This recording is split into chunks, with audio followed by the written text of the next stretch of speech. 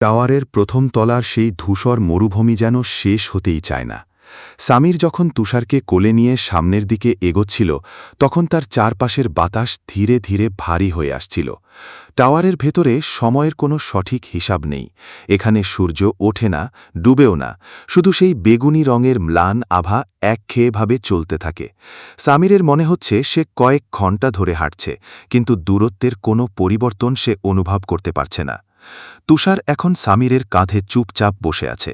কিছুক্ষণ আগে তার শরীর থেকে যে রূপালী আভা বেরিয়েছিল, তার কোনো চিহ্ন এখন নেই। কিন্তু সামির বুঝতে পারছে তুষারের শরীরের তাপমাত্রা স্বাভাবিকের চেয়ে কিছুটা বেশি। সে যখন তুষারের নরম পশমে হাত বুলাচ্ছে, তখন এক অদ্ভুত স্পন্দন তার হাতের তালুতে অনুভূত হচ্ছে, যেন তুষারের ভেতরে একটি দ্বিতীয় হৃৎপিণ্ড থুকপুক করছে। হঠাৎ সামিরের সামনে থাকা মাটির রং বদলে গেল। ধূসর পাথরগুলো ধীরে ধীরে কালচে হয়ে আসছে, আর বাতাস থেকে পচা মাংসের একটা উৎকট গন্ধ নাকে ভেসে আসছে। সামির থমকে দাঁড়াল। সে জানে এই গন্ধের মানে হল সামনে বড় কোনো বিপদ। সে তার হাতে থাকা সেই মরিচা ধরা তলোয়ারটি শক্ত করে ধরল। তলোয়ারের হাতলটা ঘামে ভিজে পিচ্ছিল হয়ে যাচ্ছে। ছায়ার আড়ালে ওত পেতে থাকা বিপদ। হঠাৎ এক জোড়া নয়, বরং ডজন ডজন লাল চোখ অন্ধকারের ভেতর থেকে জ্বলে উঠল। কঙ্কাল ইঁদুরের একটি বিশাল দল তাদের চারপাশ থেকে ঘিরে ফেলছে। এরা আগের সেই নিঃসঙ্গ ইঁদুরটির মতো নয়। এদের প্রত্যেকের আকার কুকুরের সমান, এবং এদের হাড়ের গায়ে লেগে আছে জমাট বাঁধার রক্ত। সামির বিড়বিড় করে বলল, তুষার, তৈরি থেকো। এবার হয়তো আমাদের পালিয়ে যাওয়ার কোনো পথ নেই। ইঁদুরগুলো কোনো সংকেত ছাড়াই একসাথে আক্রমণ করল। সামির তার তলোয়ার চালিয়ে প্রথম দুটির আক্রমণ রুখে দিল, কিন্তু তৃতীয়টি তার পায়ের নলায় কামড় বসাল। প্রচণ্ড ব্যথায় সামির আর্তচিৎকার করে উঠল। ঠিক তখনই তার চোখের সামনে আবার সেই যান্ত্রিক ইন্টারফেস ভেসে উঠল। সিস্টেম নোটিস, চ্যালেঞ্জার সামিরের জীবনশক্তি HP 15% হ্রাস পেয়েছে। সতর্কবার্তা, বিস্ট এর বিশেষ স্কিল সিলভার ডোম সক্রিয় করার প্রচেষ্টা চলছে। ব্যর্থ, বিস্টের এনার্জি লেভেল অপর্যাপ্ত। সামির দেখল তুষার চেষ্টা করছে, কিন্তু সে যেন কাঁপছে। কিছুক্ষণ আগে একটি ইঁদুরকে মারতে গিয়ে সে হয়তো তার সমস্ত প্রাথমিক শক্তি খরচ করে ফেলেছে। সামির বুঝল, সবসময় তুষারের ওপর নির্ভর করলে চলবে না, তাকেও লড়তে হবে। ব্যথা উপেক্ষা করে সামির লাথি দিয়ে তার পায়ের ইঁদুরটিকে সরিয়ে দিল এবং তলোয়ারের বাট দিয়ে অন্যটির মাথায় আঘাত করল। কিন্তু সংখ্যায় তারা অনেক বেশি।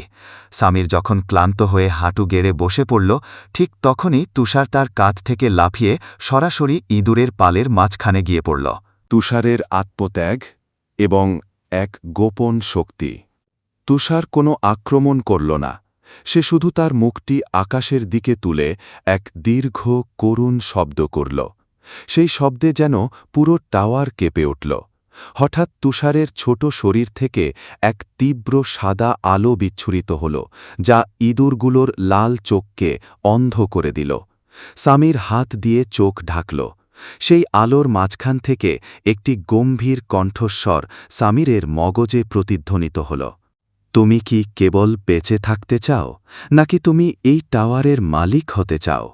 সামির ঘোরের মধ্যে উত্তর দিল, আমি প্রতিশোধ নিতে চাই, আমি সত্য জানতে চাই। তবে তোমার রক্ত বিসর্জন দাও, বিস্টের সাথে আত্মার পূর্ণ মিলন ঘটাও।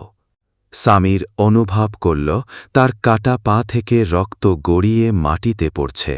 সেই রক্ত যেন চুম্বকের মতো তুষারের দিকে টেনে নেওয়া হচ্ছে। রক্ত যখন তুষারের সাদা পশম স্পর্শ করল, তুষারের রূপালী চোখ দুটো এবার হীরার মতো উজ্জ্বল হয়ে উঠল।